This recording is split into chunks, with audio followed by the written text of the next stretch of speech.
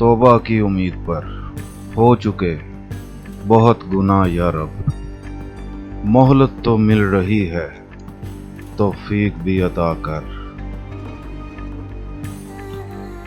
जो अल्लाह के दिए हुए रिज़्क़ को काफ़ी समझे, वो ज़िंदगी में कभी भी किसी का मोहताज नहीं हो सकता।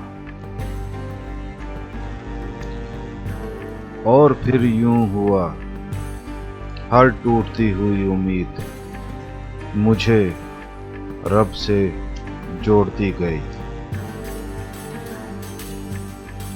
लोगों को दुआ के लिए कहने से बेहतर है कि ऐसे अमल करो कि लोगों के दिल से आपके लिए दुआ निकले। या अल्लाह, हमें दोज़ख की आग से महफूज रख और हमें नेक अमल करने की तौफीक अता फरमा। आमीन।